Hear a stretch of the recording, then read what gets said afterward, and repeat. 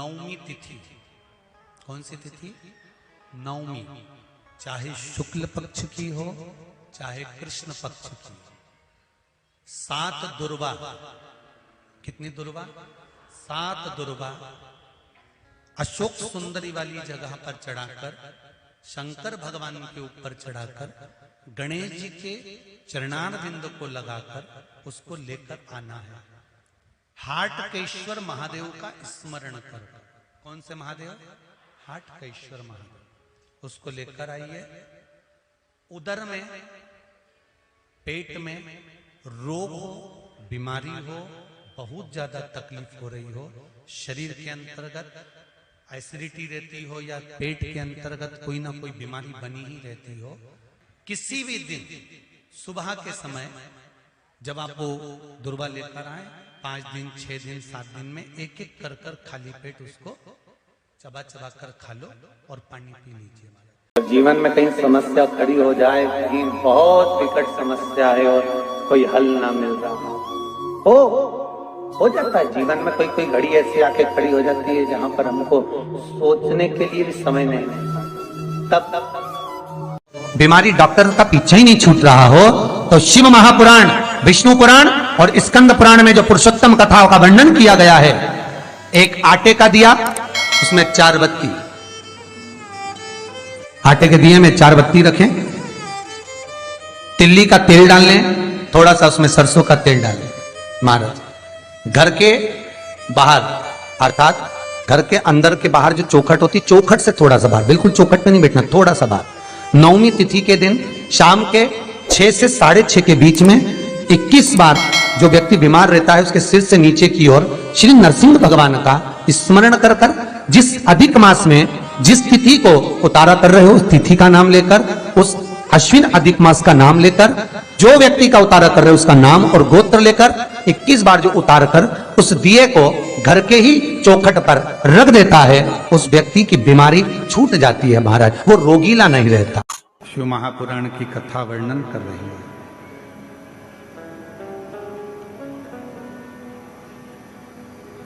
ब्रह्म में ना पढ़कर भगवान शिव के प्रति अपने मन को केंद्रित। एक बार भगवान श्री गणेश जी महाराज और भगवान श्री षडानंद कार्तिकेय जी, भगवान देवादिदेव महादेव मां जगतजननी के साथ विराजमान है और वहां आ जाते हैं।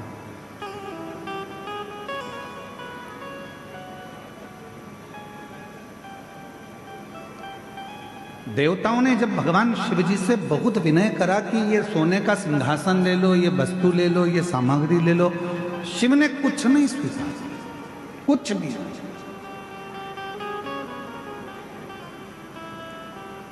तब भगवान देवादिदेव महादेव ने केवल देवता जब देने के लिए आए तो उनसे फल स्वीकार किया।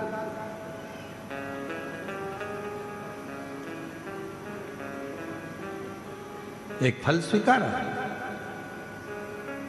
और स्वीकार करना भी चाहिए। शिव महापुराण की कथा कहती है कि जब हम कई तीर्थ में जाते हैं या हम किसी पुण्यमय स्थल पर जाते हैं या कोई पवित्र धाम पर पवित्र आयोजन में जाते हैं तो प्रयास करा करो कि वहां अगर कुछ थोड़ा सा भी जल का आचमन मिल जाए, थोड़ा सा।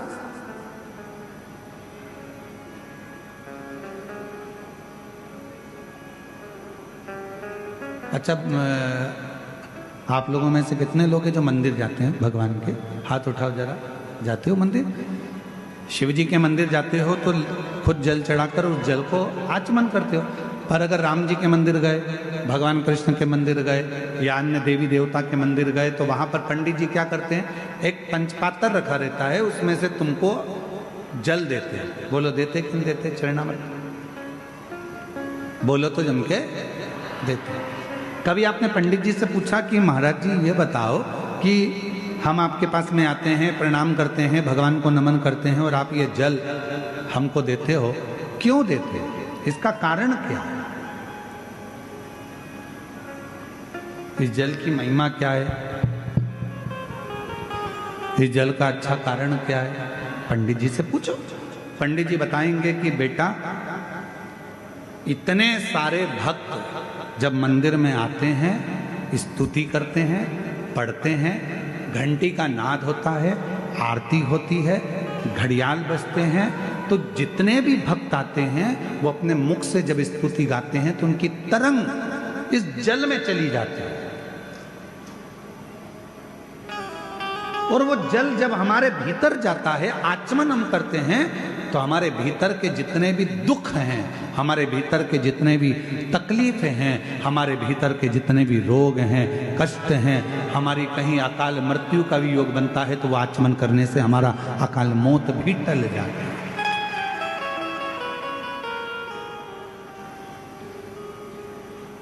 हमारे भीतर के सारे दोष समाप्त होते चले। उस जल में इतना बल उत्पन्न हो जाता है। अब सारे देवता आए और देवताओं ने आकर विनय करा, निवेदन करा कि शिव जी आप ये ले लो, शिव जी आप वो ले लो।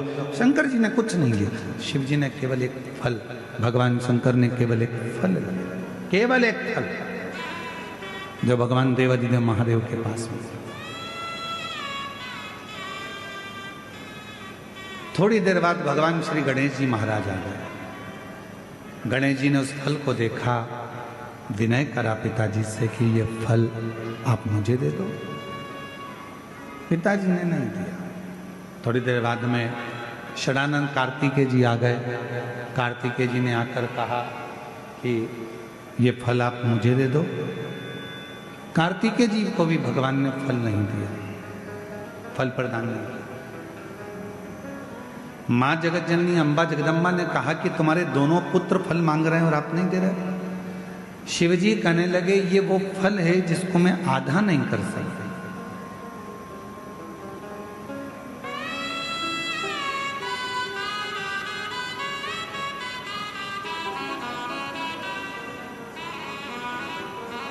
इस पर्वत पर मैं बैठा हूं, आप जाओ।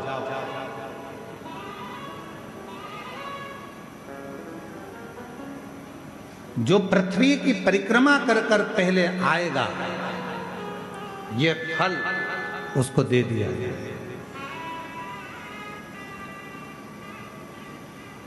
ये फल मेरे पास में रखा है और मेरे पास में ये फल है जो जाए परिक्रमा करने के लिए।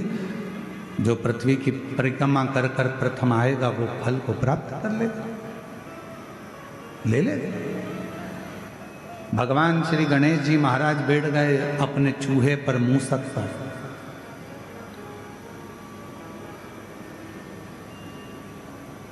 गणेश जी से सीखना चाहिए, शरीर इतना बड़ा है और बैठे काय पर है? जम के बोलो, चूहे पर। छोटा चूहा। समझदारी रखना अपनी जिंदगी में। कितने बड़े भी बन जाओ, कितने भी करोड़पति बन जाओ, कितने भी सत्तापति बन जाओ, पर छोटे लोगों को कभी मत छोड़ना, क्योंकि तुम्हें जीत वही दिलाते हैं, तुम्हें उन्नति की सीढ़ी पर वही कराते हैं। जो तुम्हारे लेवल पर होगा वो तुमको चाहेगा नहीं, वो तो चाहेगा कि इसको कट कैसे करा जाए, इसको कैसे हटाया जाए, इसको कैसे हटाया जाए। पर अपना पांव अगर जमा कर रखना है तो गणेश जी से सीखो। गणेश जी का शरीर इतना बड़ा और चूहा छोटा सा। क्यों? क्योंकि गणेश जी जानते थे अगर मैं कहीं बीच में फंस भी गया तो मेरा चूहा कहीं से रास्ता निकाल कर मुझे विजयता प्राप्त करा देगा।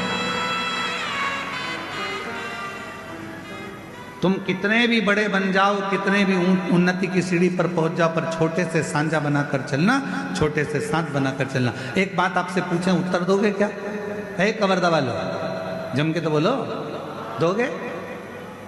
शादी में दहेज में बर्तन मिलते हैं, अरे बोलो तो जम के। इधर मिलते कि मिलते?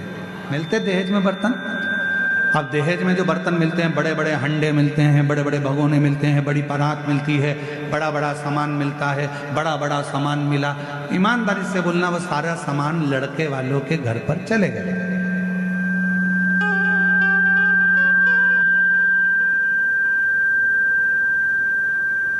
और वो पूरा सामान लड़के वालों के घर पर गया। तुम्हारे भी घर पर आया होगा दहेज में। वो सारे बर्तन जो वहां से दहेज में मिले वो रोज काम में आते हैं क्या? जम के बोलो जरा, नहीं आते। दहेज में जो बर्तन मिले बड़े बड़े बड़े बड़े, वो काम नहीं आते। पर वही दहेज में बर्तनों के साथ छोटे बर्तन भी आते हैं, थाली, कटोरी, चम्मच, छोटी सी प्लेट। तुमने क्या करा? वो बड़े बर्तन तो उठा के ऊपर रख दिए बोरे में बांध कर, और छोटे छोटे जो बर्तन थे उनको निकाल लिया। वो बर्तन रोज काम आ रहे हैं। याद रखना, बड़ों से अगर मैत्री रखोगे वो तो कभी कभी काम आएंगे, पर छोटे तुम्हें कब उन्नति की ओर पहुंचा देंगे वो तुम ही समझ सकते। छोटे का साथ रखिए, बड़े बर्तन का, छोटे बर्तन हमको सुख देते हैं। छोटे बर्तन हमको साथ देते हैं। रोज पोहा खाना है, छोटे बर्तन, खिचड़ी खाना है, छोटे बर्तन, चावल खाना है, छोटे बर्तन, छोटी सी चम्मच, छोटी सी कटोरी, छोटा सा प्लेट। और हो सकता है तुम्हारे गांव में अगर तुम लोग कवर्धा में इतने बड़े बड़े बर्तन में खाते हो तो बात दूसरी, वो हमको नहीं मालूम। पर हमारे यहाँ तो छोटे छोटे बर्तन काम आते हैं। इसलिए मेरा निवेदन, कई लोग हमसे कहते हैं, हे गुरुजी, बड़े बड़े महाराज आते हैं, उनकी पहचान तो वहाँ, वो महाराज, उनकी तो पहचान करोड़पति में, उनकी पहचान धनपति में, उनकी पहचान उस सेलिब्रिटी से, उनकी पहचान उस सेलिब्रिटी से। तुम्हारी किसी से पहचान है? हमने काम छोटे बर्तन वाले हैं, हम छोटे बर्तन वाले। हमारे पास बड़े बर्तन का काम नहीं है, हमारे पास तो छोटे छोटे बर्तन हैं जिनको हमेशा निभना है और जिनको हमेशा निभाना है। वो शिव महापुराण की कथा का तत्व ग्रहण